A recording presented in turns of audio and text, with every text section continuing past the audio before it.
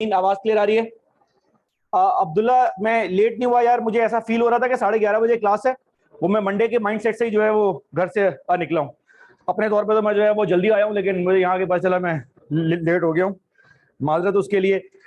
अच्छा जी, चलें। सर, आज वही काम स्टार्ट करते हैं। आज हमने इसको पैक करना है। अगर आज पैक हो गया और टाइम बच गया, then will start our first area, process costing. Last class के अंदर हमने एक लर्निंग आउटकम स्टार्ट किया था, cost identification, cost classification and identification of cost behaviour. Classification के अंदर हमने फाइनेंशियल अकाउंटिंग की तरह कॉस्ट को 2 से 3 हिस्सों के अंदर ब्रेक किया था, जिसमें आपके पास प्रोडक्शन कॉस्ट आ रही थी और नॉन प्रोडक्शन कॉस्ट आ रही थी। इसी बात को हम थोड़ा सा आगे ले गए। आगे इस तरह से ले गए कि हमने कॉस्ट को मजीद 2 हिस्सों में ब्रेक किया, डायरेक्ट एंड और डायरेक्ट और इनडायरेक्ट कॉस्ट की जो क्लासिफिकेशन है वो उस कॉस्ट की ट्रेसेबिलिटी के ऊपर डिपेंड कर रही होती है। अच्छा, एक कीवर्ड मैं खा जाता हूं हर दफा ताकि आपके दिमाग में वो क्लिक कर जाए। हम यहां पे इशू सिर्फ ट्रेसेबिलिटी का नहीं है, इशू इकोनॉमिकल ट्रेसेबिलिटी का है। अच्छा, फिर उसके बाद हमने कॉस्ट को जब डायरेक्ट और इनडायरेक्ट हिस्सों में ब्रेक किया तो हमने ये भी सीख लिया है कि कॉस्ट के 3 कंपोनेंट होते हैं मोर और less: material, labour, expense. Raw material जो आपके प्रोडक्ट का मेन कंटेंट है, लेबर जो उसके ऊपर काम कर रहा है, और एक्सपेंस हर वो चीज जो ना मटेरियल है ना लेबर है। वो हमने इसको आसान जबान में यूं समझ लिया था कि आपके प्रोडक्ट की जो पैकेजिंग होती है वो एक्सपेंस के अंदर आ रही होती है। एक्सपेंस बहुत सारी टाइप के हो सकते हैं। फॉर इंस्टेंस, मेरी कंपनी ये गाड़ी बना रही है और गाड़ी का जो इंजन है वो किसी इंजीनियर ने हमें बना के दिया हुआ है। तो हमने उस इंजीनियर के साथ डील ये सेट की है कि हर गाड़ी के ऊपर 50 लाख रुपए की हम एक जो है वो गाड़ी बेचेंगे, लेकिन उस पर लेबर, मटेरियल सब कुछ हमारा होगा, डिजाइन लेकिन आपका होगा। तो हर एक कार के ऊपर जो हम प्रोड्यूस करके सेल करेंगे, लाख रुपए आपको रॉयल्टी मिलेगी। रॉयल्टी का टर्म आपने जो है वो सुना होगा। सर, ये जो रॉयल्टी का एक्सपेंस है हर एक गाड़ी के अंदर 1 लाख रुपए है। इसको मालूम करना मुश्किल नहीं है, तो ट्रेसेबिलिटी का भी इशू नहीं है ना, इसके लिए आपको कोई बंदा जो है वो बिठाना पड़ रहा है। तो ये एक्सपेंडिचर मटेरियल में आएगा, लेबर में आएगा, एक्सपेंस में आएगा। सर, रॉयल्टी का एक्सपेंडिचर एक्सपेंस के अंदर आ रहा होता है। अच्छा, एक्सपेंस भी 2 टाइप के होते हैं। जब आपने कॉस्ट को 2 हिस्सों में ब्रेक कर दिया, डायरेक्ट और क्योंकि यहां पर आपने रॉयल्टी इंडिविजुअल को पर यूनिट की बेस पे दी है, तो ये डायरेक्ट एक्सपेंस की फॉर्म में आएगा। क्योंकि लास्ट क्लास में तो हमने थोड़ा सा रिकैप किया था, बच्चे आ गए थे, स्लो हो गया था। सर, लास्ट क्लास में आपको याद होगा हमने कॉस्ट कार्ड बनाया था, और जब हमने कॉस्ट कार्ड बनाया था तो कॉस्ट कार्ड बनाते वक्त मैंने आपसे बात की थी कि ज्यादातर कॉस्ट रियल लाइफ के अंदर, खास तौर पे डायरेक्ट कॉस्ट जिसको आप बोल रहे होते हैं, वो डायरेक्ट कॉस्ट पर यूनिट के ऊपर फिक्स रहती है। वो डायरेक्ट कॉस्ट की नेचर वेरिएबल हो रही होती है, जिसका रिजल्ट ये निकला था कि हमने डायरेक्ट कॉस्ट में, और याद होगा डायरेक्ट कॉस्ट का एक नाम और भी है, तो अब आपने नोट किया होगा मैंने कॉस्ट कार्ड में लंबी नहीं की है, मटेरियल, लेबर, एक्सपेंस। मैं एज्यूम कर रहा हूं कि आपको ये बातें आती हैं। सर, मैंने ओवरहेड्स को, अपने ओवरहेड्स क्या थे, आज के बाद जब हम ओवरहेड बोलेंगे तो बेसिकली हम प्रोडक्शन ओवरहेड की बात कर रहे हैं। आज के बाद जब हम ओवरहेड बोलेंगे तो बेसिकली हम फैक्ट्री ओवरहेड्स की बात कर रहे हैं। तो याद रखिएगा, ये डिफरेंट नाम मैं जब यूज कर रहा हूं तो आप घबरा मत जाइएगा, ये नाम आपने भी वक्त के साथ साथ जो है वो यूज करने हैं। सर, हमने अपने फैक्ट्री ओवरहेड्स को 2 हिस्सों के अंदर, हमने अपने प्रोडक्शन ओवरहेड को 2 हिस्सों के अंदर ब्रेक किया था। किन 2 हिस्सों के अंदर ब्रेक किया था? एक प्रोडक्शन ओवरहेड जो वेरिएबल है और एक प्रोडक्शन ओवरहेड जो फिक्स है। अच्छा, प्रोडक्शन ओवरहेड के अंदर खुद 3 चीजें आती हैं, क्या क्या? Indirect material, indirect labour, indirect expense. क्या ये बात यहां तक क्लियर होती है? अच्छा सर, इसके अंदर हमने ऐड क्या किया था? Variable production overhead per unit. Cost card का मतलब यही होता है, पर यूनिट। और इस कॉस्ट का नाम क्या रखा था? अभी आने वाले वक्तों में आपको एहसास होना स्टार्ट होगा कि हमारा फड्डा कॉस्ट क्लासिफिकेशन में मार्जिनल प्रोडक्शन कॉस्ट का होता ही नहीं है। अगर मेरी मार्जिनल प्रोडक्शन कॉस्ट मिसाल के तौर पे 60 रुपए आ रही है तो मुझे फर्क नहीं पड़ता, मैं 1 यूनिट बनाऊंगा 60 आएगी, नहीं बनाऊंगा 0 आएगी। 2000 बनाऊंगा 60 मल्टीप्लाई बाय 2000, 2500 बनाऊंगा 60 मल्टीप्लाई बाय 2000। मेरा फड्डा का आना स्टार्ट होता है, मेरा फड्डा आना स्टार्ट होता है फिक्स प्रोडक्शन ओवरहेड में, क्योंकि मुझे समझ ये नहीं आ रहा होता कि मेरी फिक्स प्रोडक्शन कॉस्ट तो 25 मिलियन की है, लेकिन आपको पता है कि अगर मैं 1 यूनिट के अंदर 25 मिलियन ऐड कर दूंगा तो मेरी सेलिंग प्राइस एक मार्कर की, एक पर यूनिट की, वो 25 मिलियन 60 रुपए हो जाएगी, विच इज अनरियलिस्टिक। मुझे इस 25 मिलियन को एक यूनिट बेच के रिकवर नहीं करना, मुझे इस 25 मिलियन को सारे यूनिट बेच के रिकवर करना है। जिसके बाद दूसरा मसला आ गया था, अगर मुझे पता हो कि कितने नंबर ऑफ यूनिट बन चुके हुए हैं फिर तो मसला नहीं है। 25 मिलियन को टोटल नंबर ऑफ यूनिट से मैंने डिवाइड किया, पर यूनिट कॉस्ट आ गई। लेकिन मसला क्या आता है, मसला ये आता है मुझे इस प्रोडक्ट की सेलिंग प्राइस पहले निकालनी है। ये कॉस्ट कार्ड फैक्ट्री में महीना स्टार्ट होने से पहले बन रहा है, सेलिंग प्राइस पहले प्रिंट करनी है, और टोटल नंबर ऑफ यूनिट मैंने कितने प्रोड्यूस किए ये महीने के एंड पे पता चलेगा। तो इस केस के अंदर हम क्या किया करते थे सर, इस केस के अंदर हम एक एस्टीमेट निकाला करते थे, और वो एस्टीमेट को हमारी जबान में कहा जाता है ओवरहेड एब्जॉर्प्शन रेट। इस ओवरहेड एब्जॉर्प्शन रेट का फॉर्मूला आपकी जबान में है budgeted fix overheads divided by budgeted activity. मैं आहिस्ता आहिस्ता नाम जो है वो चेंज करता जाऊंगा। इसका नाम भी बजटेड है, एस्टीमेट है, इसका नाम भी बजटेड है, एस्टीमेट है। इस पूरे फॉर्मूला में सबसे काम की चीज ये दोनों है। क्यों? ये वर्ड शो कर रहा है कि आप ये कॉस्ट पर यूनिट महीने के स्टार्ट, महीने के एंड में नहीं, महीने के स्टार्ट में निकाल रहे हैं। ये शो कर रहा है कि ये आपका अंदाजा है। तो मुझे बताएं, यहां बजटेड फिक्स ओवरहेड है कितने? यहां बजटेड फिक्स ओवरहेड है कितने? 25 मिलियन। आपने अपने सुपरवाइजर को बुलाया, बोला हाँ भाई क्या लगता है अगले महीने कितने यूनिट्स प्रोड्यूस होंगे? उसने कहा सर मेरा अंदाजा है, अंदाजा ऊपर नीचे हो सकता है, सर मेरा अंदाजा है कि हम तकरीबन 1 million unit 10 lakh unit produce कर सकते हैं। इस अंदाजे की बेस के ऊपर आपने फिक्स ओवरहेड का पर यूनिट रेट निकाल दिया 25 रुपए, और इस अंदाजे की बेस पर अपने कॉस्ट कार्ड में जाके 25 रुपया ऐड किया, और मैनेजर को जाके बोला सर टोटल कॉस्ट आ रही है 85। अब आपकी इस 85 की कॉस्ट में एक आइटम अंदाजे की बेस पर आया है, मैनेजर ने आपके अंदाजे की बेस पर अपना जायज मुनाफा ऐड किया और एक अंदाजे वाली सेलिंग प्राइस रख दी 100 रुपए। महीना स्टार्ट हो गया, अब जब भी कस्टमर प्रोडक्ट बाय करने आता है आप उसको कितनी सेलिंग प्राइस चार्ज कर रहे हो? पूरा महीना आहिस्ता आहिस्ता काम होना स्टार्ट हुआ, नंबर ऑफ यूनिट बनना स्टार्ट हुए, लेकिन आपको पता है ये 1 मिलियन यूनिट बनाना आपका अंदाजा था। महीना एंड होगा तो हो सकता है 1 मिलियन बन जाए, हो सकता है 1 मिलियन से ऊपर बन जाए, और हो सकता है 1 मिलियन से। ये बात हमने आगे जाके डील करनी है कि फिक्स ओवरहेड के अंदर अंदाजा आ रहा होता है। So now you have seen, हमने बहुत स्विफ्टली कॉस्ट क्लासिफिकेशन से कॉस्ट बिहेवियर के अंदर मूव किया। ये कॉस्ट बिहेवियर के अंदर जो हमने मूव किया है, जिसके बारे में आज हम दोबारा बात कर रहे हैं, ये बात हमने फर्स्ट क्लास के अंदर की थी और हमने कल की थी। कल आपको याद होगा हमने एक सवाल सॉल्व किया था जिसके अंदर आपको कॉस्ट बिहेवियर मालूम करना था, और कॉस्ट बिहेवियर मालूम करने के बाद एक फोरकास्ट बनाना था। याद आ रहा है? आज की हेडिंग लगाएं अपने पास प्लीज दोबारा से, लर्निंग आउटकम सेम है आज का भी, cost classification and cost behaviour, cost classification and cost behaviour, learning outcome same है आपका। जाफर यार गेट बंद कर देना। चाबी क्यों है? अच्छा कौन चलाएगा? मुझे नहीं पता, पूछ रहा हूं। आप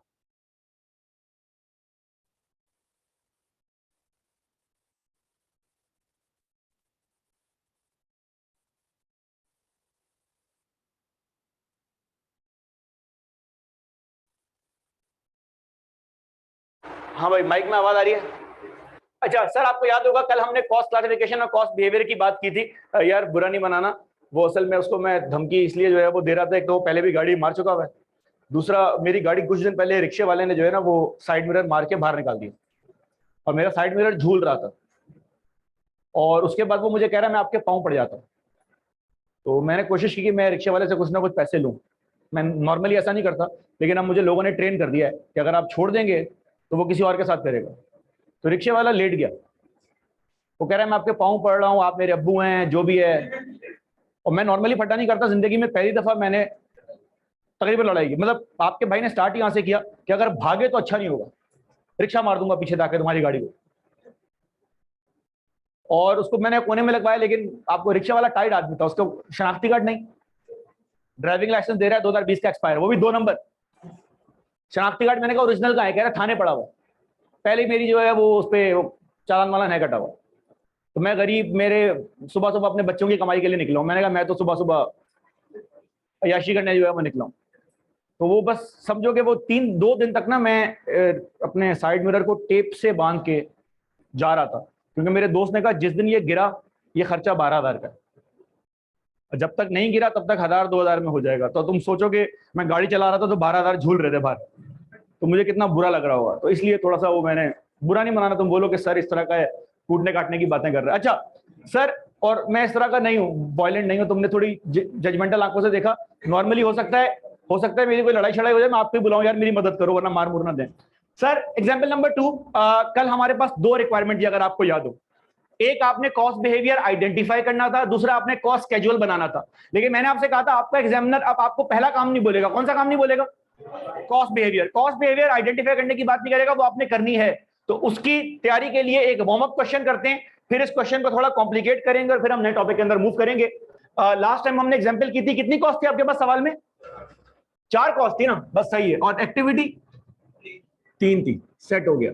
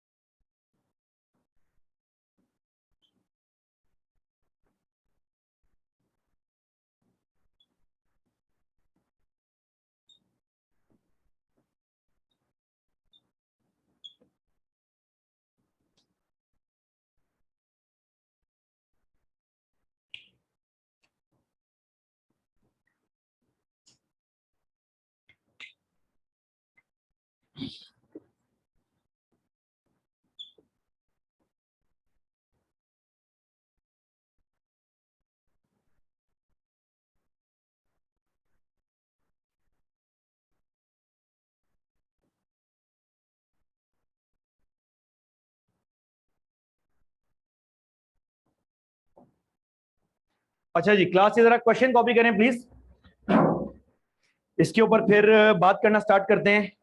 थोड़ा सा हमने रिक्वायरमेंट को एक्सपेंड किया है। ये सवाल करने के बाद आपके रजिस्टर के अंदर ऑब्जर्वेशन के कुछ पॉइंट्स और आएंगे, ताकि आपको ये समझ आ जाए कि आपको ये तो समझ आ गया कि कॉस्ट को प्रोडक्शन या नॉन प्रोडक्शन में ब्रेक करते हैं या वेरिएबल और फिक्स में ब्रेक करते हैं।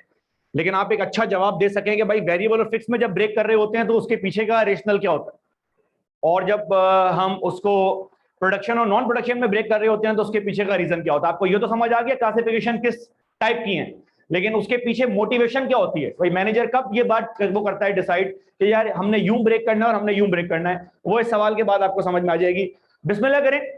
ये सवाल के ऊपर आप लोगों ने, ऑनलाइन वाले बच्चे खास तौर पे, इस सवाल को छापने के बाद आपने एक नाकाम कोशिश अपने पास जो है वो खुद से करनी है।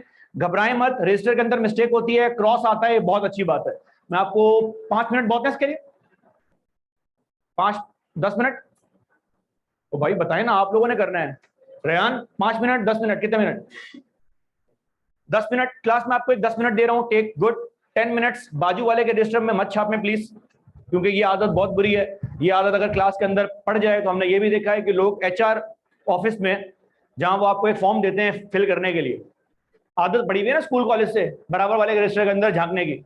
वो एचआर फॉर्म जब भरने को आपको देंगे फॉर्म में, आप बराबर वाले के रजिस्टर के अंदर झांक रहे होगे। तो जरा ध्यान करें, बराबर वाला अपने बाप का नाम लिख रहा है। आपको अगर देख के लिखने की आदत है, आप पता चले फादर नेम में, तो थोड़ा ध्यान करें, अपना काम खुद से करें, मिस्टेक करें। जो लास्ट क्लास में किया था उसकी बेस पर एक नाकाम कोशिश करें। याद होगा कॉस के 4 बिहेवियर थे, हम कहां से स्टार्ट करते थे? अगर हर एक्टिविटी के ऊपर सेम है तो, अगर किसी 2 एक्टिविटी के ऊपर कांस्टेंट है तो, अगर हर एक्टिविटी के ऊपर चेंज हो रहा है लेकिन पर यूनिट पर सेम है, और अगर टोटल में भी चेंज हो रहा है, पर यूनिट में भी चेंज हो रहा है, तो सेमी वेरिएबल। बिस्मिल्लाह करें, एक नाकाम कोशिश करें, फिर इसको बोर्ड पर सॉल्व करते हैं। तला भाई थोड़ी देर बाद वीडियो पॉज करेंगे ताकि लेक्चर थोड़ा सा हो जाए कंटेंट, क्योंकि मैं लास्ट लेक्चर देख रहा था उसमें कुछ एडिटिंग नहीं हुई है, तो पूरा का पूरा आपने फेंक दिया है। सर मैं पहली रिक्वायरमेंट सॉल्व करने जो है वो जा रहा हूं। ध्यान कीजिएगा, अपने पास आसान चीज थी लेकिन अभी आपने नया नया किया है, तो एक आपके पास अगर रीइंफोर्समेंट हो जाएगी तो अगले सवाल में आपको आसानी हो जाएगी। सर 4 तरह की कॉस्ट दी हुई है और 3 एक्टिविटी लेवल मेरे पास हैं, 3 एक्टिविटी लेवल मेरे पास हैं और मुझसे अगले 4 मांग रहे हैं। तो रिक्वायरमेंट बी के लिए अगर मैं स्पेस बाहर निकालूं बोर्ड के ऊपर, तो मैं यहीं पर आगे कॉलम जो है वो खींच सकता हूं। कितने कितने यूनिट्स के ऊपर कॉस्ट मांग रहे हैं मुझसे? 5 मिलियन, 6 मिलियन, 0 यूनिट्स और 0.8 मिलियन, 8 लाख यूनिट्स। तो मुझे मेरे पास 4 कॉलम और आ गए। अच्छा जरा ध्यान करें, ये क्योंकि बोर्ड है और अभी आप फर्स्ट टाइम चीज सीख रहे हैं, वैसे तो व्हाइट बोर्ड पे आपको जिंदगी में हर चीज बड़ी आसानी से आती है समझ में, क्योंकि मैं खुद भी कुछ पढ़ रहा हूं आजकल, तो मैं भी जब लेक्चर देख रहा होता हूं तो मुझे व्हाइट बोर्ड वाली चीज जो है बड़ी चीज आती समझ में। लेकिन रियल लाइफ में ये काम एक्सेल की शीट में हो रहा होता। 4 कॉलम आपके पास पहले से बने हुए होते हैं, आपको मजीद 4-5 कॉलम जो है वो दे दिए जाते हैं, और मैनेजर बोलता है एक अंदाजा लगाओ कि अगर इतने यूनिट्स मैं बनाऊं, अगर इतने बनाऊं, अगर इतने बनाऊं, अगर इतने बनाऊं, तो कितनी कितनी कॉस्ट आ सकती है। अब ये मैनेजर ने अंदाजा जो लगाया है वो जाहिर सी बात है उसके कुछ इंस्टेंट्स होंगे कि यार अगले महीने बिजनेस एक्टिविटी स्लो होने का भी खतरा है, लेकिन ज्यादा स्लो नहीं होगी, तो हो सकता है हम 5 से 6 मिलियन बनाए यूनिट। ये हो सकता है मैनेजर ये सोच के बैठा हुआ है कि यार एक काम करते हैं, मेंटेनेंस के लिए ना 1 महीने के लिए फैक्ट्री बंद कर देते हैं, ये ना हो कि फैक्ट्री मुकम्मल हो जाए बंद, मशीन को आपको जो है वो ब्रेकअप से पहले मेंटेनेंस की जरूरत होती है, तो अगर मैं फैक्ट्री बंद कर दूं तो क्या कॉस्ट आ रही है। और फिर मैनेजर ने ये सोच के रखा हुआ है अगर रिसेशन बड़ा स्टीप किस्म का आ जाए और हमारी एक्टिविटी गिर जाए, मिनिमम से भी जो है वो गिर जाए, हम 8 लाख के ऊपर आ जाएं, तो फिर हमारे साथ क्या होगा। तो मैनेजर आपसे ये शीट इसलिए बनवा रहा है, ये कॉस्ट बिहेवियर का काम आप इसलिए कर रहे हैं ताकि आप ये देख लें अगर ऐसा हो तो क्या होगा, अगर ऐसा हो तो क्या होगा, अगर ऐसा हो तो क्या होगा। इस अगर की पूरी कहानी को हमारे सिलेबस में, हमारे मैनेजमेंट अकाउंटिंग के अंदर मैनेजर की जबान में कहा जाता है व्हाट इफ एनालिसिस और व्हाट इफ सिनेरियो बिल्डिंग, अंदाजा लगाने के लिए। तो आपने पिछले 2 दिन में 2 बातें सीखी हैं। जोड़िया बाजार का मैनेजर जो प्रॉफिट एंड लॉस बना रहा है उसको आपने 2 हिस्सों में ब्रेक किया। एक दफा आपने कॉस्ट को ब्रेक किया प्रोडक्शन और एक दफा आपने कॉस्ट को ब्रेक किया वेरिएबल और। अच्छा मुझे एक बात बताएं, वो जो प्रोडक्शन और नॉन प्रोडक्शन कॉस्ट में आपने ब्रेक किया था, मैंने आपको बोला कि आप फाइनेंशियल अकाउंटिंग के लिए एक काम कर रहे होते हैं। तो अब एक नया सवाल, कॉन्सेप्चुअल सवाल, असल सवाल, आज से कोई ये पूछ ले सही है बेटा तुम्हें ये तो समझ आ गया कि कॉस्ट को किन 2 हिस्सों में ब्रेक करते हैं, production, non production, variable, fix, तुम्हें आ गया ये बात।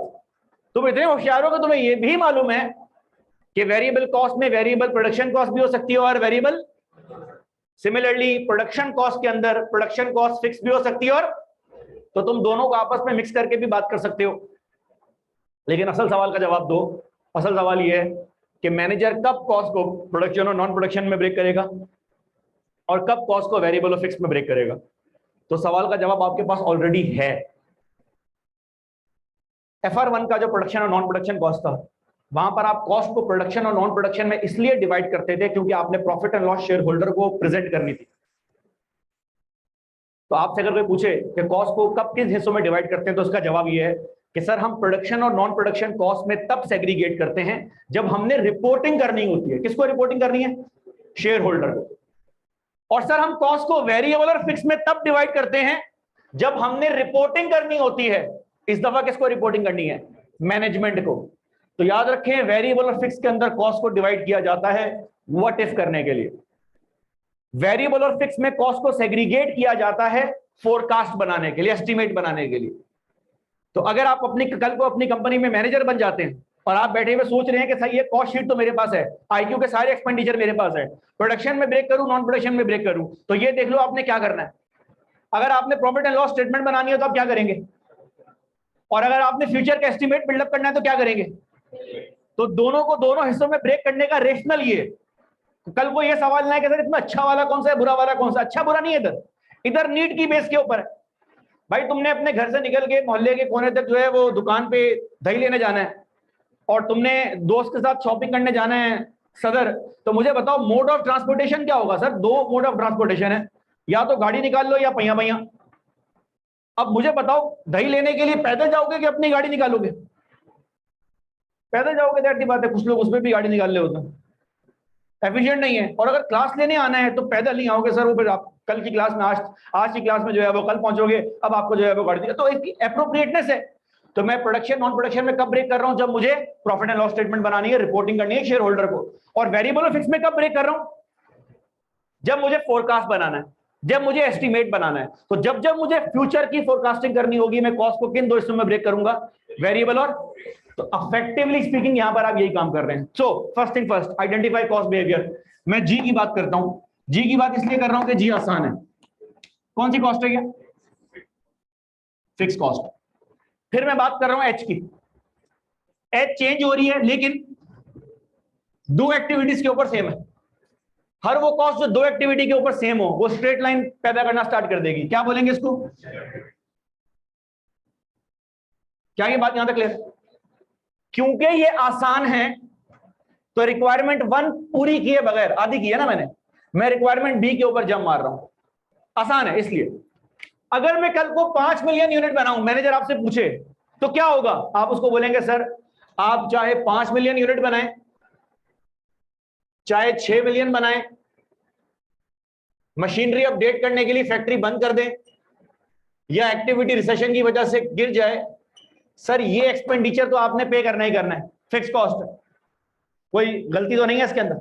तो मैं आपसे बेसिकली यही पूछ रहा था भाई कि ई एफ जी एच के अंदर जो कॉस्ट आएगी 4 टाइप की, वो किस किस एक्टिविटी पे कितनी कितनी कॉस्ट आएगी। सर दूसरी कॉस्ट है स्टेप फिक्स कॉस्ट। ये भी फिक्स कॉस्ट ही है, इसके नाम में स्टेप फिक्स कॉस्ट आ रहा है क्योंकि एक एक्टिविटी के बाद बढ़ रही है। सर मुझे बताएं 4 मिलियन पे कितनी कॉस्ट आ रही है? 18 लाख। 8 मिलियन पे कितनी कॉस्ट आ रही है? अगर मैं इसका ग्राफ बनाऊं तो इसका ग्राफ कुछ यूं बन रहा होगा, और यहां पे आपके पास आ रही होगी 4 मिलियन यूनिट्स, यहां पर आपके पास आ रहे होंगे 8 मिलियन यूनिट्स, माजरत यहां पर आपके पास आ रहे होंगे 1 मिलियन यूनिट्स, और ये जो आपके पास जंप पड़ी है ये 1 मिलियन के बाद ही आपके पास पड़ गई है 2 मिलियन से, और 4 मिलियन के ऊपर आपके पास इतनी कॉस्ट आ रही है। तो सर ये जो कॉस्ट आपके पास आ रही है, कितनी कॉस्ट आ रही है? 18 लाख। तो वो आपसे पूछ रहा है कि 5 मिलियन पे कितनी कॉस्ट आएगी और 6 मिलियन पे कितनी कॉस्ट आएगी। सेम कहानी है, अगर इन दो एक्टिविटीज के ऊपर 18 लाख कॉस्ट आ रही है तो इनके बीच में भी जो कॉस्ट आएगी वो, तो ये मेरे पास हो गई 18 लाख। यहां पर ध्यान करना है, सवाल में थोड़ा सा हमने इंफॉर्मेशन को इंक्रीज कर दिया। सर अगर मैं 8 लाख यूनिट प्रोड्यूस करता हूं तो क्या होगा? 1 मिलियन यूनिट तक मेरे पास कॉस्ट आ रही है 9 लाख रुपए, तो 8 लाख पे जो है वो क्या कॉस्ट आएगी? 9 लाख रुपए। और सर 0 यूनिट पर क्या कॉस्ट आएगी? 0 के 9 लाख। याद रखेंगे स्टेप फिक्स कॉस्ट ही है, और फिक्स कॉस्ट की एक क्वालिटी ये है कि वो 0 एक्टिविटी के ऊपर भी आ रही होती है, लाइन रेंट की तरह। तो कितनी कॉस्ट आएगी? क्या ये बात यहां तक क्लियर होती है? कितने लोगों ने इसके अंदर मिस्टेक की, और किया तो क्या किया? कितने लोगों ने सही किया? कितने लोग यहां तक पहुंचे ही नहीं थे? तो बाकी लोग कहां थे? चलें आगे बढ़ते हैं। सर एच मेरे पास हो गया, जी मेरे पास हो गया, अब मैं ई की बात कर रहा हूं। ई एक ऐसी कॉस्ट है जो हर एक्टिविटी पे चेंज हो रही है, फिक्स नहीं है, किसी दो एक्टिविटी पे सेम नहीं है, स्टेप भी नहीं है। मेरे पास दो ऑप्शन बच गए, कौन कौन से? वेरिएबल और वेरिएबल निकालने के लिए पर यूनिट को चेक कर लो, या तो कल हमने बात की थी रेट निकालो। सर 5 लाख, ध्यान करना, 5 lakh divided by 1 million, 5 lakh divided by 1 million कितना आ रहा है? ईमानदारी से बताना, आप में से कोई बच्चा ऐसा है जिसने 1 रुपए पर यूनिट कॉस्ट निकाली है? नहीं। नॉर्मली एक बड़ी कॉमन मिस्टेक होती है, बच्चे बड़ा नंबर देख के छोटे नंबर से डिवाइड कर देते हैं। भाई कॉस्ट को डिवाइड करना है नंबर ऑफ यूनिट से। अच्छा 20 लाख डिवाइड बाय 40 लाख कितना आ रहा है? 0.5। 4 अगर आ रहा है तो आपने यूनिट को कॉस्ट से डिवाइड किया है, रिवर्स काम कर दिया है, कॉस्ट को यूनिट से डिवाइड करना है। इत्तेफाक से ये वैल्यू बड़ी आ गई है, ये मैथमेटिकल एरर है। 4 million divide by 8 million. Sir अब मुझे बताएं, ये कॉस्ट टोटल में चेंज हो रही है लेकिन पर यूनिट में चेंज नहीं हो रही। ये कॉस्ट टोटल में चेंज हो रही है लेकिन पर यूनिट में चेंज नहीं हो रही। इस कॉस्ट में दोनों फीचर आपको मिल रहे हैं। ये किस चीज का ग्राफ है? Total variable cost. ये किस चीज का ग्राफ है? Variable cost per unit. तो दोनों क्वालिटीज मिल रही है, कौन सी कॉस्ट है? अच्छा अगर ये वेरिएबल है तो इसको भी डील करना इंतहाई आसान।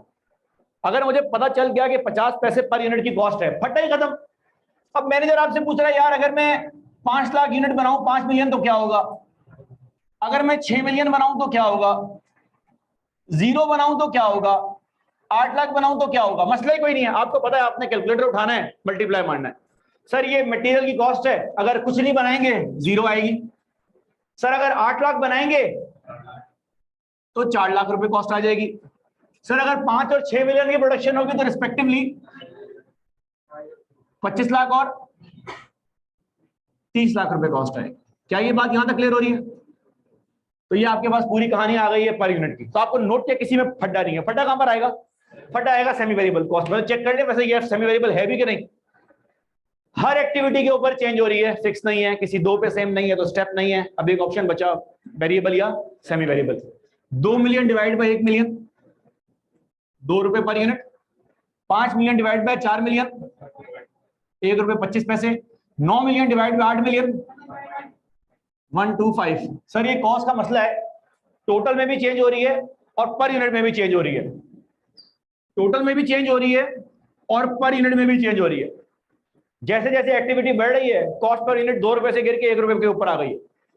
सर इसमें दोनों क्वालिटीज हैं तो उस कॉस्ट को हम क्या बोलेंगे अपनी जबान में? Semi variable. ऐसा ही है क्या? ये बात यहां तक क्लियर होती? अच्छा सेमी वेरिएबल कॉस्ट को एस्टिमेट निकालने के लिए आप एक मेथड यूज करते हैं, कौन सा मेथड? और हाई लो मेथड का एक छोटा सा फॉर्मूला है जिसका नाम आपने रखा हुआ है y is equal to A plus. Sir y इसके अंदर क्या आइटम है? सर y वो कॉस्ट है जो आपने मालूम करनी है।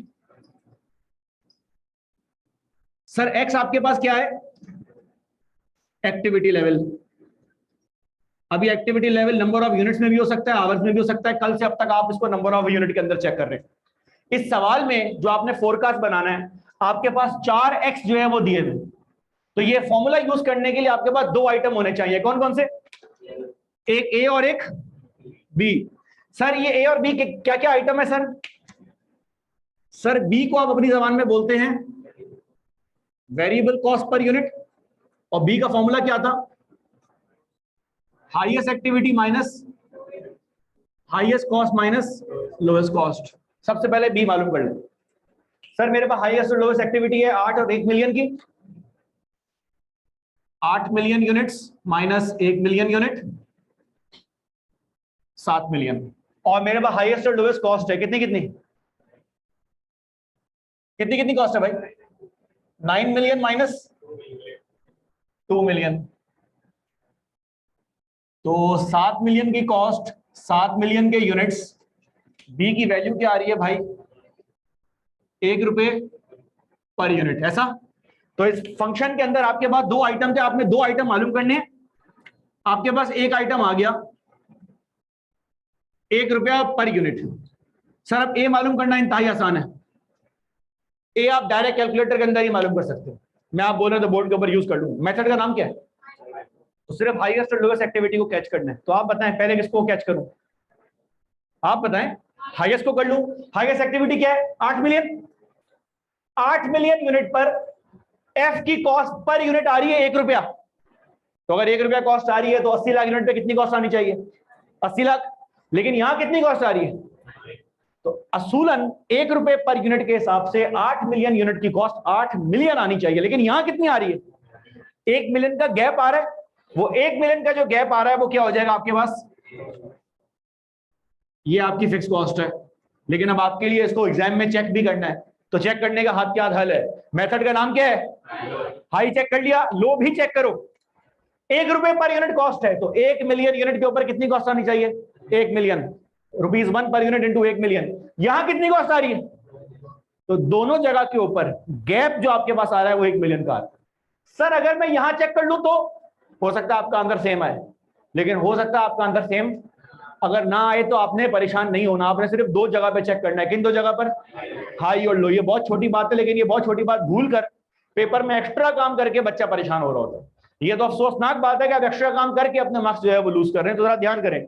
सर मेरे पास मॉडल बन गया है, मेरे पास ए आ गया है 1 मिलियन का, मेरे पास बी आ गया है 1 पर यूनिट। अब मुझे वाई मालूम करने के लिए सिर्फ एक्स की वैल्यू को प्लॉट करना है। तो जरा ध्यान करना, मैं थोड़ा सा लंबा सॉल्व कर रहा हूं इसको, ताकि आपको किसी किस्म की परेशानी का सामना ना करना पड़े।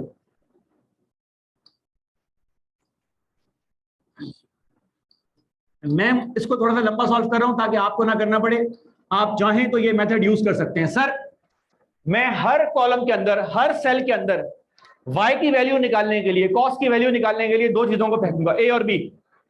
मुझे बताएं ए का मतलब क्या है? Total fix cost.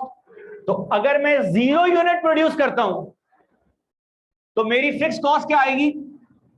1 मिलियन। लेकिन क्योंकि यूनिट प्रोड्यूस ही नहीं हो रहे, तो वो जो 1 रुपए पर यूनिट वाली कॉस्ट थी bx, वो कितनी आएगी? 0।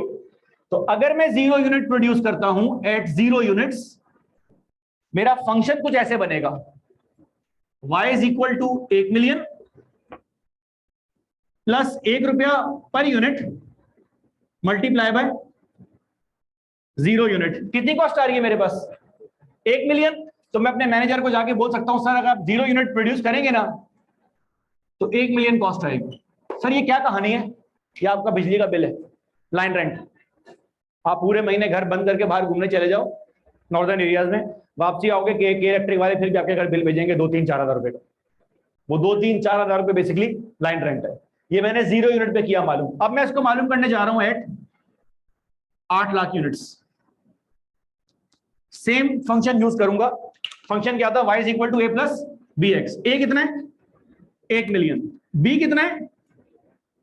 1 पर यूनिट। और x कितना है इस केस में? क्योंकि 8 लाख यूनिट पर अप्लाई कर रहे हो तो x बन जाएगा 8 लाख यूनिट। तो मुझे बताएं 8 लाख यूनिट पर कितनी कॉस्ट आएगी? 1 पॉइंट। क्या ये बात यहां तक क्लियर होती है? तो सेमी वेरिएबल के अंदर क्योंकि दोनों कंपोनेंट होते हैं, फिक्स और वेरिएबल, तो 0 यूनिट के ऊपर फिक्स कॉस्ट तो आनी है। जैसे जैसे एक्टिविटी बढ़ती जाएगी वैसे वैसे वेरिएबल कॉस्ट मेरे पास बढ़ती जाएगी। सर एक एक्टिविटी पे मैं और चेक कर रहा हूं एट 5 मिलियन यूनिट्स। फंक्शन क्या था? y is equal to a total fix cost plus b 1 पर यूनिट मल्टीप्लाई बाय x। क्या होगा इस केस के अंदर?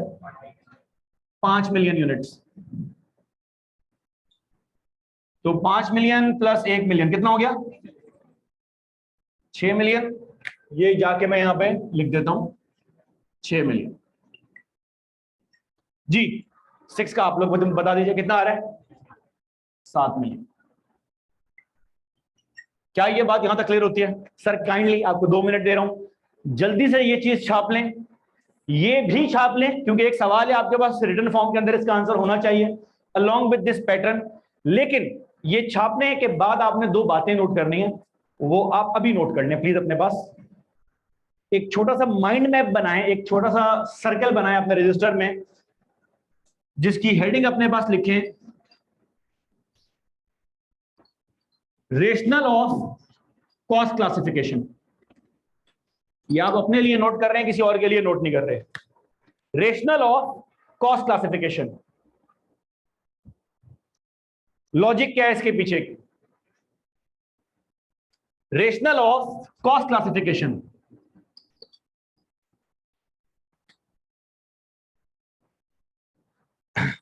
पहला पॉइंट अपने पास नोट करें, कॉस्ट को दो हिस्सों में ब्रेक किया जाता है। देसी जबान में नोट करें, ये आपके लिए पॉइंट है, ये आपने किसी को अपना रजिस्टर नहीं दिखाना। कॉस्ट को दो हिस्सों में ब्रेक किया जाता है।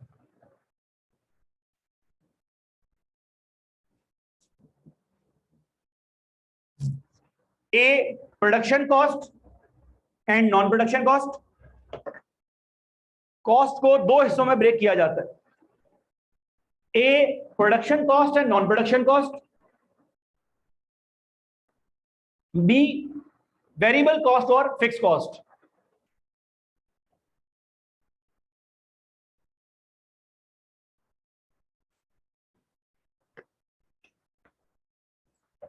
वेरिएबल कॉस्ट और fix cost. Second point note करें, कॉस्ट को किस तरह से ब्रेक करना है, कॉस्ट को किस तरह से ब्रेक करना है, ये ऑब्जर्वेशन पॉइंट्स हैं। These are the logical crux of the whole 3 lectures. Cost को किस हिस्से में ब्रेक करना है, ये मैनेजर की इंटेंशन पर डिपेंड करता है। ये मैनेजर की इंटेंशन पर डिपेंड करता है।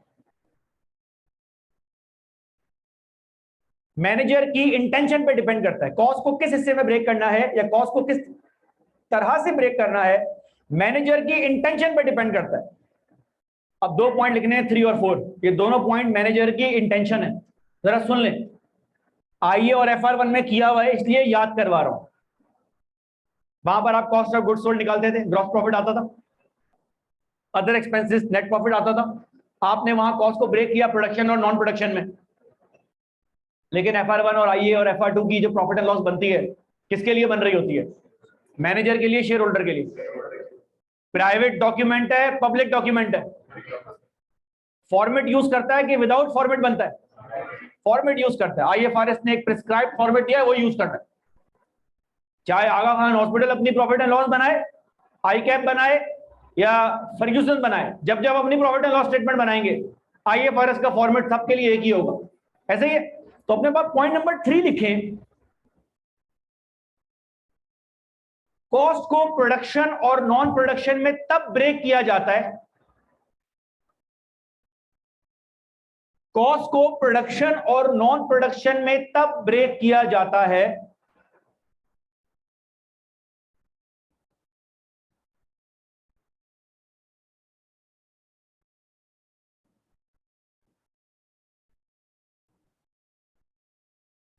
जब मैनेजर की इंटेंशन, जब मैनेजर की इंटेंशन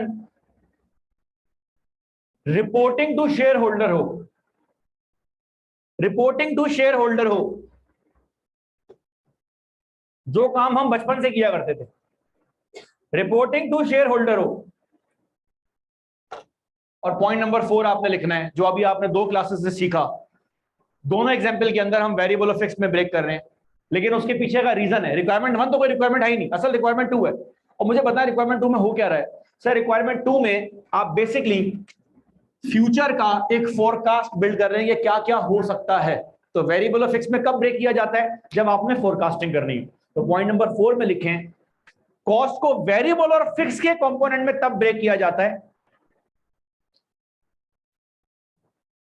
कॉस्ट को वेरिएबल और फिक्स के कंपोनेंट में तब ब्रेक किया जाता है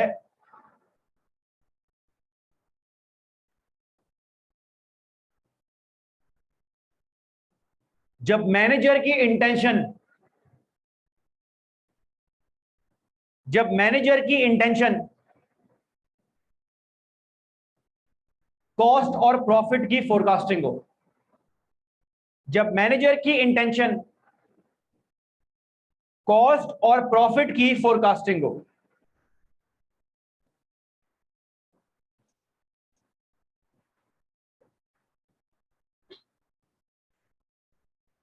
दुनिया सीवीपी एनालिसिस, ब्रेक इवन जिसको बोला जाता है।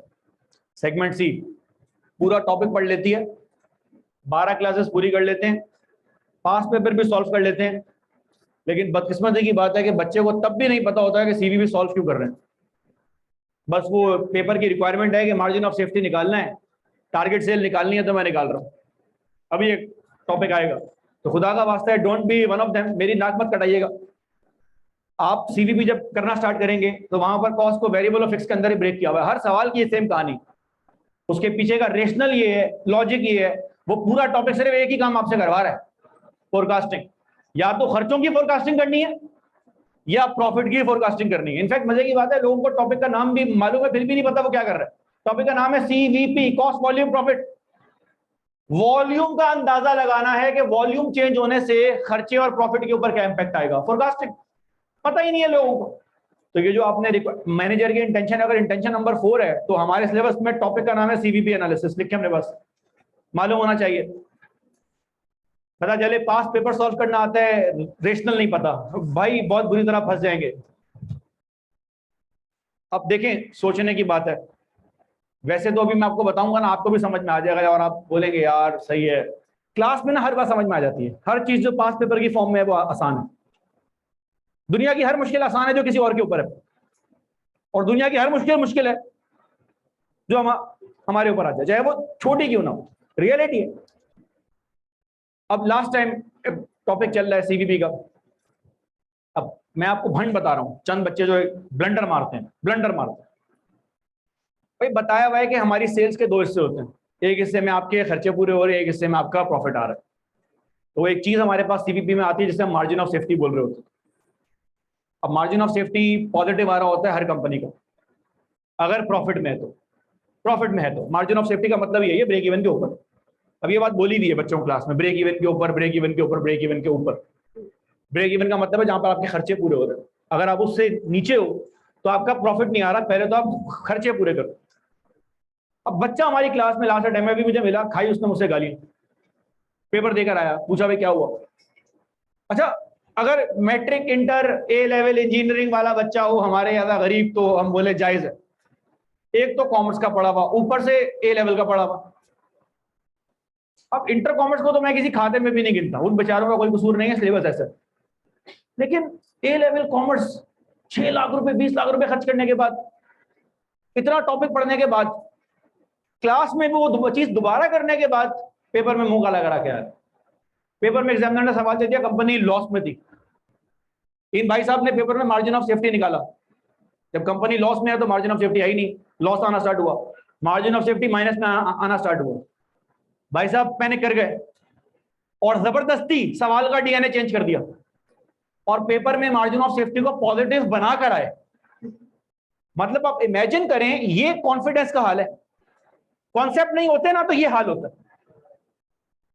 वो क्यों नहीं है कॉन्सेप्ट? वो इसलिए कॉन्सेप्ट नहीं है, क्लास में तो थे बैठे हुए, हमारी क्लास में था ना, मैं आपको बोल रहा हूं नहीं है कॉन्सेप्ट, तो क्या कर रहे थे हम लोग क्लास में? सर हम लोग तो वही काम कर रहे थे जो हमेशा से करते हैं। ये तब नाच रहे थे अपनी खोपड़ी के अंदर, क्या भाई हमें तो आता है, ये सब है वही है। आई कैप में जिसने बाकियों को देखकर ये सोचा ना कि बाकी सिर्फ टाइम पास करने आए हैं, आई कैप उसका टाइम भी अलग कर देता है, पास भी अलग कर देता है। मैंने आंखों से देखा है। एक बच्चे ने कहा था मसला ही कोई नहीं है, FR1 और आइए, ओ लेवल्स का बच्चा था, और उसने मुझे बोला था और मेरे साथ एक टीचर और थे, उनको बोला था। वो टीचर मेरे पुराने कुलीग है और वो इस वक्त आपके आई कैप के एग्जामिनर हैं। आपके आई FR1 FR2 का पेपर पिछले 4-5 साल से वही बना रहे हैं। और जब वो टीचर हुआ करते थे, he was one of the brilliant teachers. तो जब उसने बोला तो इरफान और मैंने एक दूसरे को देख के हंसे। तो इरफान कह रहा मैं क्या बोल सकता हूँ। और जिस बच्चे ने कहा था, वो बच्चा आजकल तो US में होता है, जैन। उसके अब्बा ने इस वाकये के 2 साल बाद, मुझे ये वाकया इसलिए नहीं भूलता कि हम इफ्तार कर रहे थे, तो हमें आज भी याद है कि हम सिंधी मुस्लिम पे बैठे हुए थे बर्गर लैब में, वो चंद इफ्तारियों में से इफ्तारी है, और जैन ने तो यूं बोला क्या है FR1। 2 साल बाद उसके अब्बा का मुझे फोन आया, मुझे और इरफान दोनों को, मशवरा करने के लिए कि बच्चे से CA नहीं हो रहा, कैफ नहीं हो रहा, आप बताएं क्या करें। तो प्लीज ये बात नहीं कि ये गुरूर के हैं लफ्ज, लेकिन बात यह है कि लॉजिक बच्चों के बाद नहीं होती। मार्जिन ऑफ सेफ्टी माइनस में आ रहा है क्योंकि कंपनी लॉस में है। जिस बंदे ने एक अटेम्प्ट में पढ़ा हो बात समझ में आती है, जो बंदा 2-3 साल बाद पढ़ने के बाद आ रहा है इसका मतलब क्या हुआ, उसके दिमाग में अभी भी लॉजिक साउंड नहीं, अपने आंसर पे कॉन्फिडेंस नहीं है, सही आंसर निकाल के वो कर दिया गलत। लेकिन चले खैर, तो जरा याद रखिएगा प्लीज, जब हमने फोरकास्टिंग करनी है तो कॉस्ट को किन दो हिस्सों में ब्रेक करेंगे, वेरिएबल फिक्स कॉस्ट। क्योंकि देखिए आप क्लासेस जैसे आगे बढ़ती जाएंगी ना, चीजें स्नोबॉल इफेक्ट की फॉर्म में आती जाएंगी, आपके पास पुराने कॉन्सेप्ट हैं, डोंट वरी, हम हर क्लास में रीइंफोर्समेंट करेंगे ताकि आपके कॉन्सेप्ट जो है वो सीमेंट होते रहे। सर कॉस्ट को प्रोडक्शन और नॉन प्रोडक्शन में जब ब्रेक किया जाता है तो हमारे पास बहुत सारे टॉपिक बाहर निकलते हैं सिलेबस के अंदर, ओवरहेड्स है, मार्जिनल एब्जॉर्प्शन कॉस्टिंग है, लेकिन हमने जो पहला टॉपिक करना है वो अपने पास नोट कर लें, that is process costing. That is process costing.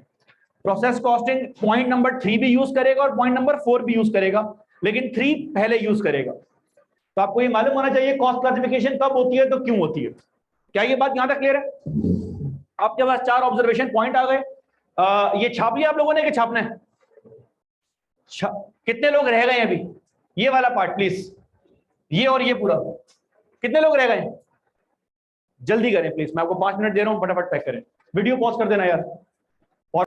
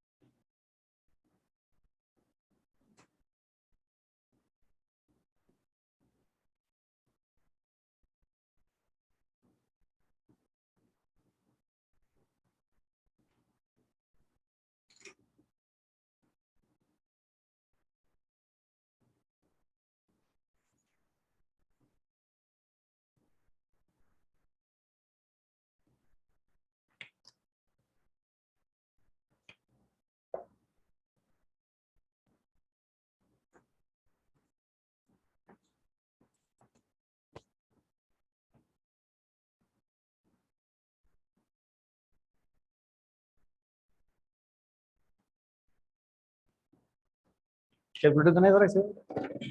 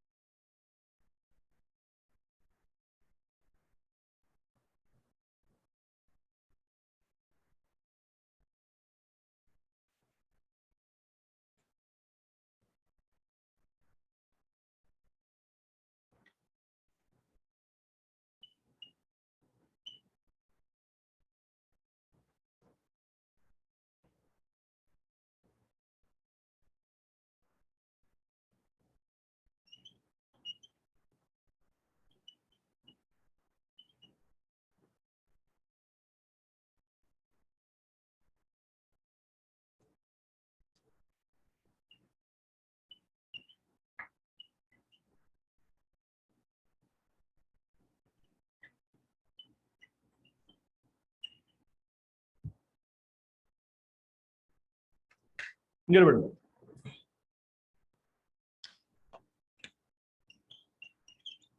अच्छा क्लास, अब मैं कॉस्ट बिहेवियर वाली रिक्वायरमेंट स्किप कर रहा हूँ। That's a pre requisite, goes without saying.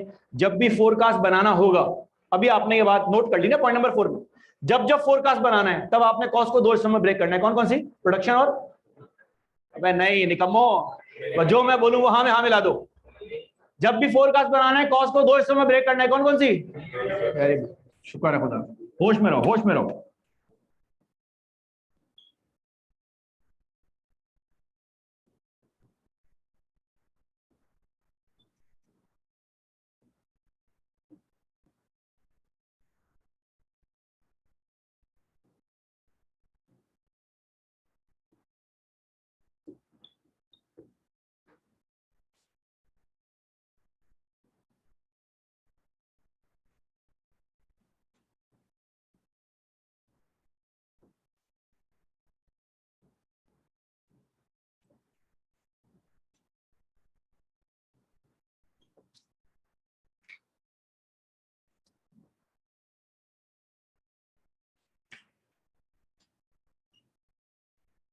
इस दफा क्लास जरा गौर कीजिएगा प्लीज।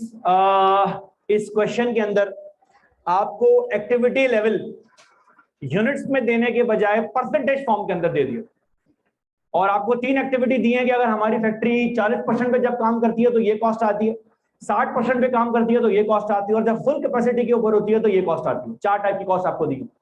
और फिर आपसे पूछा है कि अगर हम 0% कैपेसिटी पे काम करें तो क्या होगा, 10 पे करें तो क्या होगा, 70 पे करें तो क्या होगा। जो बात नहीं लिखी वो ऑब्वियस सी बात है। अगर आपने ये फोरकास्ट बिल्ड करना है तो आपने एक काम पहले करना है। क्या? आपने ये मालूम करना है कि इन चारों कॉस्ट का बिहेवियर आपके पास क्या आ रहा है। दूसरी जो चीज है, परसेंटेज फॉर्म में आएगा तो सर कैसे डील करना है, ये आपकी मैथमेटिकल ट्रिक है। हर बच्चा इसको अलग स्टाइल से जो है वो डील करता है। This is maths, this is not costing. हमारे पास इस तरह की चीजें पेपर के अंदर बहुत आती हैं, सवाल में बच्चा स्लो होता है, तो I am letting you do this yourself. एक नाकाम कोशिश करें, देखें आप कैसे सॉल्व करते हैं, फिर हम इसको बोर्ड पर सॉल्व करवाते हैं। आप लोगों ने ये पूरा हिस्सा छाप लिया हुआ है, पक्की बात है यार। ये अपना क्या नाम है मुताहिर, ये मिटा दे यार बेटा, मिटा के बैठिया, बस 2 बोर्ड साफ कर दे। क्लास बिस्मिल्लाह करें यार। वीडियो ये क्वेश्चन थोड़ी देर बच्चों को छापने दो, रिकॉर्डिंग में आ जाए, फिर ये वीडियो जरा पॉज कर देना ताकि बच्चे खुद से सॉल्व कर लें। ऑनलाइन वालों एक 10 मिनट आपके पास है, नाकाम कोशिश करें, पूरा सही नहीं करें, आधा सही करें, लेकिन सही करें। इसको थोड़ा स्टार्ट करें। आज आपको एक होमवर्क भी देंगे, थोड़ी सी वैल्यूज हमने बड़ी कर दी है तो आप हो गए हैं परेशान। दूसरा इस सवाल में नई चीज क्या थी सर, आपको एक्टिविटी नंबर ऑफ यूनिट्स में देने के बजाय परसेंटेज के अंदर दी हुई है। एक्टिविटी परसेंटेज में भी हो सकती है, एक्टिविटी रुपीज में भी हो सकती है, एक्टिविटी नंबर ऑफ आवर्स में भी हो सकती है। अब इसको मैथमेटिकली सॉल्व करने के मल्टीपल हल है। लाइक अगर आपकी मैथ्स बहुत अच्छी नहीं है, जिनकी मैथ्स अच्छी है ना उन्होंने तो इसको कैलकुलेटर के ऊपर सॉल्व किया हो। अगर आपकी मैथ्स बहुत अच्छी नहीं है या आप बोले मेरी एवरेज मैथ्स है, तो आपके लिए आसानी ही मैं आपको ये बोल देता हूं, अपने दिमाग में ये एज्यूम कर लो कि ये परसेंटेज नहीं है, ये नंबर ऑफ यूनिट्स है। तो हमने 40 यूनिट बनाए, 60 यूनिट बनाए, 100 यूनिट बनाए। अब परेशान नहीं हो जाना सर, अगर मैं अपने दिमाग में ये एज्यूम करूंगा तो इतनी बड़ी कॉस्ट किस तरह से आ सकती है। तो भाई हर दफा आप मार्कर पेन पेंसिल तो नहीं बना रहे, हो सकता है आप गाड़ी बना रहे हो सकता है आप फोटोकॉपियर की मशीन बना रहे हो। तो depending on the type of product, अब अगर इंडस मोटर वाले अपनी कॉस्टिंग कर रहे होंगे तो एक रीवो की कॉस्टिंग करते हुए पर यूनिट कॉस्ट आ रही होगी 80 लाख रुपए, तो जाहिर सी बात है उनकी आइटम इस तरह के 80 लाख रुपए कॉस्ट आ रही है। कल को अगर बोइंग कंपनी, बोइंग का नाम सुना होगा, एयरबस, बोइंग, ये अपनी पर यूनिट कॉस्ट निकाल रहे होंगे तो इनकी तो पर यूनिट कॉस्ट आ रही होगी 500 मिलियन, 800 मिलियन डॉलर्स में। तो पूरे ऐसा थोड़ी होता कि 1 मिलियन आपके यूनिट बन रहे हैं, इनके तो साल के लिमिटेड ऑर्डर होते हैं 300 जहाज बनाने, बस इससे ज्यादा इनके पास नहीं होती कैपेसिटी। तो depending on the type of business we are in. Sir आए जरा चेक कर लें। सबसे पहले मैं आसान चीज की बात करूंगा, कॉस्ट के की। क्यों? कॉस्ट के क्या है, फड्डा ही खत्म हो गया। मुझे फोरकास्ट बनाना है 3 और एक्टिविटीज के ऊपर। किस किस के ऊपर? 0%, 10% और 70%। आप नोट करें, मैं हमेशा आसान चीज को पहले कैच कर रहा हूं। सर कॉस्ट के फिक्स है, इसका मतलब क्या हुआ? ये हर एक्टिविटी के ऊपर 3 मिलियन आएगी। किसी को फटा है इसके ऊपर? पक्की बात है? कोई सवाल किसी किस्म का? हाँ सब कोई सवाल? उसके बाद बाकी हर कॉस्ट को आप चेक करें, आई, जे और एल, तीनों कॉस्ट में देखें क्या ये हर एक्टिविटी के ऊपर सेम आ रही है? फिक्स तो नहीं है। अच्छा ये भी देख लें, क्या इन तीनों में से कोई ऐसी कॉस्ट है जो दो एक्टिविटीज के ऊपर सेम हो? सर आई हर एक्टिविटी पे चेंज हो रही है, जे भी हर एक्टिविटी पे चेंज हो रही है, और एल भी हर एक्टिविटी पे चेंज हो रही है। इसका मतलब इन तीनों में से कोई भी कॉस्ट फिक्स नहीं है और स्टेप भी नहीं है। अब दो ऑप्शन बचे, क्या क्या? आसान है, तीनों एक साथ सॉल्व कर रहा हूं। वेरिएबल और सेमी वेरिएबल दो ऑप्शन है। वेरिएबल अगर इनमें से कोई एक होगी ना तो उसमें एक निशानी और भी होगी, क्या? वो पर यूनिट के ऊपर सेम होगी। तो मुझे पहला काम क्या करना है, कैलकुलेटर उठाओ, 4.5 मिलियन डिवाइडेड बाय 40, नॉट 40%, 40 कितना आ रहा है? Sorry 1,12,000 per unit. 68 lakh divide by 60, 1,03,33 सही हो गया, खैर मसला नहीं। 1,05,00,000 डिवाइडेड बाय 100, 1,00,000। सर एक बात तो क्लियर हो गई क्या? ये कॉस्ट सेमी वेरिएबल कॉस्ट है क्योंकि इसके अंदर दोनों चीज की क्वालिटी मेरे पास आ रही है। अच्छा आगे बात करें, सर कॉस्ट नंबर जे की बात करें, 1,10,00,000 डिवाइडेड बाय 40, नॉट परसेंट, 40 कितना आ रहा है? 25,000। 25,000 आसान हो गया। अब ये कौन सी कॉस्ट है? टोटल में चेंज हो रही है, पर यूनिट पे चेंज नहीं हो रही। अच्छा नॉर्मली आप बोलते थे 25,000 पर यूनिट, यहां पर आप नाम चेंज कर सकते हैं ना, कॉन्सेप्ट तो सेम है। 25,000 पर परसेंटेज ऑफ एक्टिविटी। फैक्ट्री 1% काम करेगी 25,000 कॉस्ट, 4% काम करेगी 1,00,000 रुपए, 10% काम करेगी 2.5 लाख रुपए, मल्टीप्लाई करते जाओ।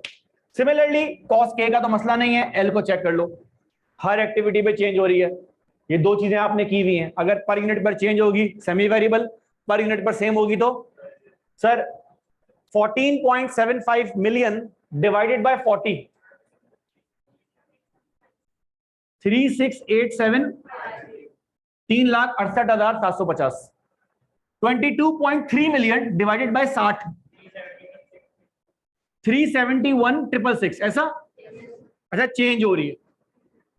35.75 million divide by 100, 357। Sir total में भी चेंज हो रही है, पर यूनिट में भी चेंज हो रही है, कॉस्ट का क्या बिहेवियर है?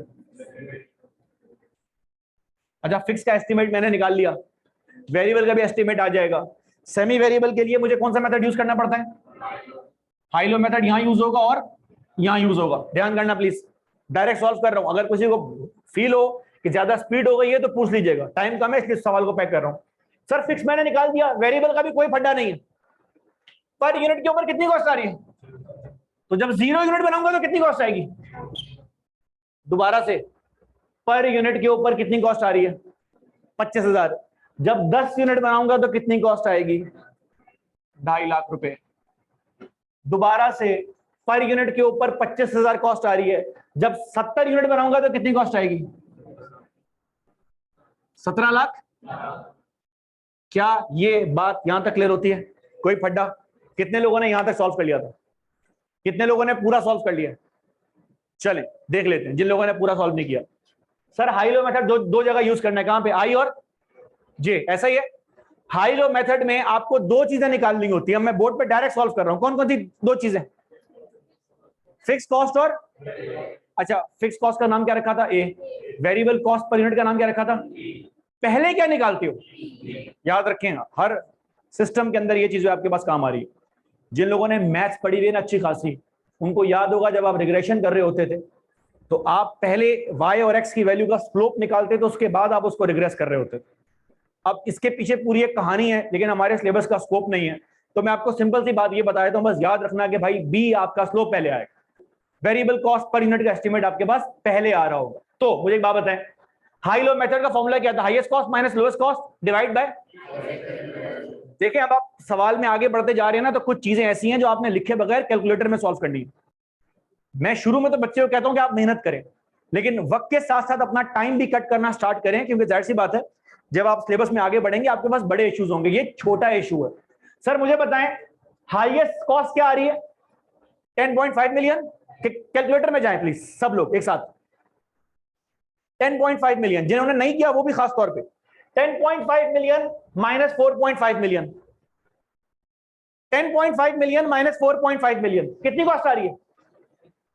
6 मिलियन डिवाइडेड बाय, इस आंसर को डिवाइड करें 100 यूनिट माइनस 40 यूनिट्स, 60 से डिवाइड कर दें। 6 मिलियन डिवाइड बाय 60 कितना आ रहा है? 0.1 मिलियन के 1 लाख, 1 लाख आ रहा है। ये जो आपके पास बी आ रहा है ना बेटा, बी जो आपके पास आ रहा है, ये याद रखिएगा, आपको दो चीजों की जरूरत है, बी की और ए की। बी कितना आ रहा है? 1 लाख, 1 लाख पर परसेंटेज की आपके पास एक्टिविटी है, सिर्फ आपको बी और ए की जरूरत है। सर अगर आपके पास बी 1 लाख आ रहा है तो मुझे बताएं 40 यूनिट के ऊपर कितना बी आना चाहिए? 1 लाख मल्टीप्लाई बाय 40 कितना बी आना चाहिए? 4 मिलियन। यहां कितना आ रहा है? ये जो 5 लाख का एडिशनल आपके पास सरप्लस आ रहा है, ये क्या हो जाएगा? ए है 5 लाख रुपए की फिक्स कॉस्ट, ऐसा ही है। इसको मजीद चेक कर लें, बी कितना आ रहा है? 1 लाख पर यूनिट, तो 100 यूनिट के ऊपर क्या आना चाहिए? 1 लाख मल्टीप्लाई बाय 100, और यहां कितना आ रहा है? 10.5 मिलियन। तो 5 लाख जो एडिशनल आ रहा है वो क्या है? सर अगर पेपर में मैच नहीं कर रहा इसका मतलब क्या है? इसका मतलब है कैलकुलेशन में एरर हो गया, दोबारा करो। तो अच्छी बात इस टॉपिक की है कि आप पेपर में अपने आंसर को रीचेक कर सकते हैं, आपको बाहर निकल के परेशान नहीं होना कि पता नहीं मैंने सही किया नहीं किया, हाथ क्या वहीं पे चेक कर लो। तो मुझे एक बात बताएं, 0 यूनिट के ऊपर क्या होगा? सर ए तो 5 लाख ही आपके पास आएगा, और बी आपके पास कितना आएगा? 0। 0 क्यों आएगा? क्योंकि 1 लाख पर यूनिट कॉस्ट है और आपने 0 यूनिट बनाया है, तो टोटल कॉस्ट क्या आ रही है? चेक करने जाइएगा। अच्छा 10% के ऊपर क्या होगा? सर ए तो आएगा 5 लाख प्लस बी कितना आएगा? 1 लाख पर यूनिट, 10 यूनिट का मतलब 1 मिलियन, तो 10% पे कितनी कॉस्ट आ रही है? 15 लाख। अगर आपने डायरेक्ट में लिखा है मुझे कोई फर्क नहीं पड़ता, मैं ब्रेक करके लिख रहा हूं। और 70% के ऊपर क्या होगा? सर 5 लाख तो ए फिक्स आएगा, ए चेंज होगा कितना? आपके पास कॉस्ट आ रही होगी 7.5 मिलियन, ऐसा ही है। कोई पड्डा, कोई मुसीबत? सेम कहानी, सेम कहानी, सेम कहानी दोबारा करने जा रहा हूं। ये भी हाई लो मेथड है। सबसे पहले क्या निकालेंगे, बी या ए? बी का क्या फॉर्मूला था? कैलकुलेटर में जाएं प्लीज, काइंडली कैलकुलेटर में जाएं, डायरेक्ट सॉल्व करना जो है वो उसको सीखें। Highest cost 35.75 million minus lowest cost 14.75 million. जरा मुझे बताएं मिलियंस में कितनी कॉस्ट आ रही है? 21 million. 21 million divided by 60 unit, 100 minus 40, per unit cost क्या आ रही है? कितनी आ रही है? बी आपके पास आ रहा है, सॉरी बी आपके पास आ रहा है 3.5 लाख पर यूनिट। ए निकाल लें, ए हाई और लो के ऊपर चेक होगा, पहले मैं हाई पे चेक कर लेता हूं। अगर बी 3.5 लाख पर यूनिट आ रहा है तो 100 यूनिट की कितनी कॉस्ट आनी चाहिए? 3.5 लाख मल्टीप्लाई बाय 100, 35 मिलियन। यहां कितनी आ रही है? 35.75 मिलियन। 7.5 लाख रुपए एडिशनल आ रहा है, ये क्या हो जाएगा?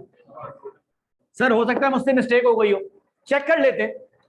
बी कितना आ रहा है? 3.5 लाख पर यूनिट। कितने यूनिट्स हैं? 40। 3.5 lakh multiply by 40, 3.5 lakh multiply by 40। Calculator में जाके प्लीज जरा करें। यहां कितना आ रहा है? 14.75 मिलियन। सर 7.5 लाख रुपए सरप्लस आ रहा है, ये क्या चीज हो जाएगी? Fix cost. अब ये दो चीजें मेरे पास अगर आ गई हैं तो हर चीज मेरे पास आ गई है। सर मैंने कॉस्ट का एस्टिमेट बनाना है, 0 यूनिट के ऊपर क्या होगा? 7.5 लाख तो आएगा, बी आएगा 0 क्योंकि कोई यूनिट नहीं बन रहा, लाइन रेंट आएगा, वेरिएबल कॉस्ट नहीं आएगी। 10% के ऊपर क्या होगा? सर 7.5 लाख तो आएगा वैसे का वैसा, plus 3.5 lakh multiply by 10, 35 million, तो 3.5 मिलियन। सर आपके पास ये कॉस्ट आपके कैलकुलेटर आपके रजिस्टर में आ रही होगी 4250, ऐसा ही है। आपके रजिस्टर में अगर 4250,000 कॉस्ट आ रही है, 4.25 मिलियन सही आ रही है। कितने लोगों ने सही निकाला ये 4.25 मिलियन? अच्छा, जिन लोगों ने नहीं निकाला उन्होंने निकाला नहीं है कि गलत निकाला है? कितने लोगों ने गलत निकाला? क्या वैल्यू आ रही है? वेरी गुड, अच्छी बात है। बताओ मिस्टेक बताओ।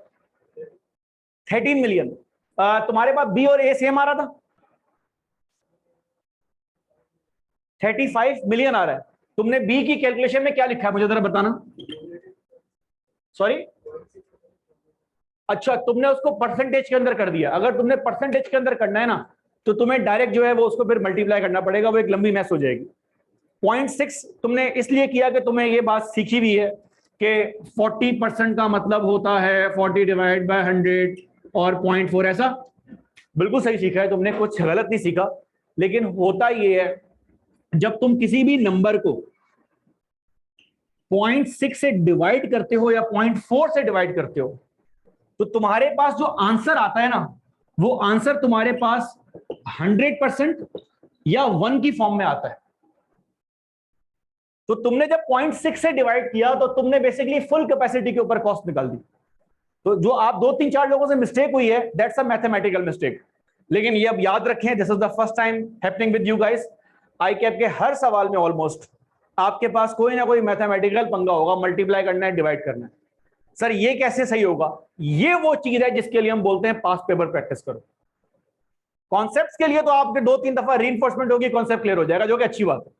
लेकिन उसको हाथ सेट करने के लिए, सवाल की फॉर्म में ट्रांसलेट करने के लिए आपको प्रैक्टिस करनी है, क्योंकि इसमें थोड़ा सा मैथमेटिकल कंपोनेंट है।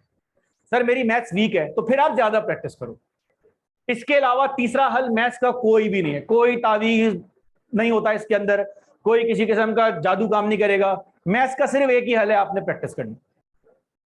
और मैथ्स में बाय द वे कोई भी बाय डिफॉल्ट ज़हीन नहीं होता। आप में से अगर किसी को लगता है कि वो मैथ्स में ज़हीन है, तो प्लीज मुझे जरूर बताएं, क्योंकि या तो आप मुझे टीच कर दें, या मैं आपको एक बुक देता हूं जिसमें कुछ पेजेस हैं जो मुझे समझ नहीं आ रहे, आप मुझे समझा दें।